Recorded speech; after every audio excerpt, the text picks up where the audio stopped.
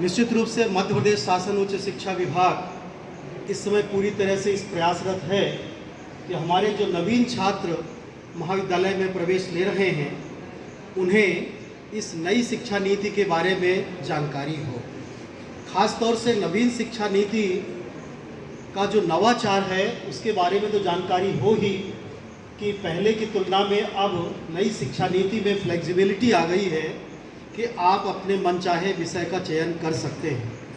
पुरानी पद्धति में या तो वो छात्र विज्ञान का होता था या कला का होता था या वाणिज्य का होता था, लेकिन अब नई शिक्षा नीति में आपके पास ऑप्शन है कि आप अपने मन का विषय, अगर वो विज्ञान का छात्र है तो एक राजनीति का विषय भी ऑप्शनल में चयन कर सकता है।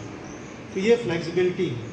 साथ ही नई शिक्षा नीति में वोकेशनल पाठ्यक्रम को इंक्लूड करके व्यावसायिक रूप से भी तैयार किया जाता है छात्रों को कि वो अपना व्यवसाय भी भविष्य में तय कर सके, और वो व्यावसायिक पाठ्यक्रमों की एक लंबी लिस्ट है, उसमें से आप चयन कर सकते हैं। उच्च शिक्षा विभाग ने ये महसूस किया कि 2 वर्षों के बीच में, क्योंकि अब हम तीसरे वर्ष में प्रवेश कर रहे हैं, ये महसूस किया कि हमारे प्रथम वर्ष का छात्र जब वो प्रवेश लेता है तो उसे विषय के बारे में जानकारी नहीं रहती कि कौन सा मेजर है, क्या माइनर है, क्या ओपन इलेक्टिव है, क्या वोकेशनल है, ये जानकारी नहीं रहती।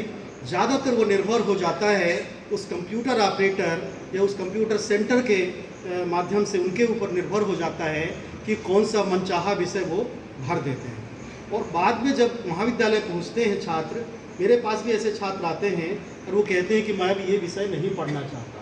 यद्यपि उच्च शिक्षा विभाग 1 सप्ताह का समय नियत करेगा विषय परिवर्तन के लिए, लेकिन वह भी उस स्थिति में कि जब चाहे गए विषय में स्थान होगा तभी विषय परिवर्तन होगा।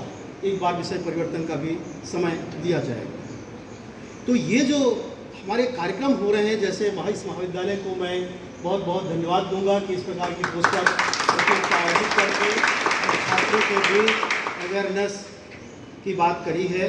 और मैं आगे के लिए भी कहूँगा कि जो पोस्टर्स लगे हैं ये कृपया उन छात्रों को भी दिखाएं जो आज यहाँ उपस्थित नहीं हैं और प्रवेश ले चुके हैं फर्स्ट ईयर में। निश्चित रूप से इससे प्रेरित होंगे, नई शिक्षा की नीति के बारे में अवेयर होंगे। तो ये प्रमुख बातें हैं जो मैं बताना चाहता था कि आप केवल नई शिक्षा नीति की विशेषताएं तो जानिए, आप अपने अध्ययन अध्यापन के भी बारे में जानिए। साथ ही उनको एक चीज़ और बहुत महत्वपूर्ण है बताना, अभी हमारे छात्र 12वीं उत्तीर्ण करके आए हैं और वो सामान्य रूप से ज्ञान ये है कि मैंने कक्षा उत्तीर्ण किया और अगली कक्षा मुझे उत्तीर्ण करनी है। यहाँ हमारा जो नई शिक्षा नीति है क्रेडिट सिस्टम में, उनको क्रेडिट सिस्टम समझाइए कि किस प्रकार से आपको 40 क्रेडिट आपको 1 वर्ष में लाने हैं, तभी आप अगले कक्षा में जाएंगे। क्रेडिट शब्द उनके लिए नया भी हो सकता है, वो भी आप समझाइए कि कैसे हम आपके मूल्यांकन होता है, मूल्यांकन के बाद जो अंक मिलते हैं कैसे हम उनको क्रेडिट में बदलते हैं, और आपको 1 वर्ष में 40 क्रेडिट प्राप्त करना है, तभी आप अगली कक्षा में जा पाएंगे। तो थोड़ा सा ये अभी नए छात्रों के लिए क्लिष्टता है, तो जब आप समझाएंगे तो निश्चित रूप से उनको समझ में आएगा। यहाँ पर एक मैं और महत्वपूर्ण बात करना चाहूँगा, जो मैं प्राध्यापकों के लिए कह रहा हूँ कि उनको ज़रूर समझाइए। मेरा अपना व्यक्तिगत अनुभव भी है एग्जामिनेशन सिस्टम में कि छात्र का जो क्वेश्चन पेपर नई शिक्षा नीति में है वो एक अति लघु उत्तरी और दीर्घ उत्तरी 3 प्रकार के प्रश्न हैं। सामान्य रूप से लड़का लघु उत्तरी प्रश्न को इतना लंबा कर देता है, 5-6 पेज में लिख देता है, जो 3 या 4-5 नंबर का प्रश्न होता है, और जो 20 नंबर का प्रश्न होता है उसे वह 2 पेज में ख़त्म कर देता है। तो अगर किसी एग्जामिनर ने 5 अंक में 5 भी दे दिया तो 20 में तो 2 ही देगा, तो ऐसे में उनकी रैंकिंग घटती है। तो उन्हें ये भी समझाइए कि प्रश्नों को किस प्रकार से हल करना है, किन प्रश्नों का कितने प्रश्न पेजेस में उत्तर लिखना है और सटीक उत्तर कैसे लिखना है। ये हमारी जिम्मेदारी है, हमारे शिक्षकों की जिम्मेदारी है कि हम अपने सभी छात्रों को इसके लिए अवेयर कर दें, तभी हम नई शिक्षा नीति को मध्य प्रदेश उच्च शिक्षा विभाग के निर्देशानुसार सही दिशा में आगे ले जा सकेंगे। मैं सभी प्रतिभागियों को बहुत बहुत शुभकामनाएं और धन्यवाद देता हूं जिन्होंने इस प्रतियोगिता में भाग लिया।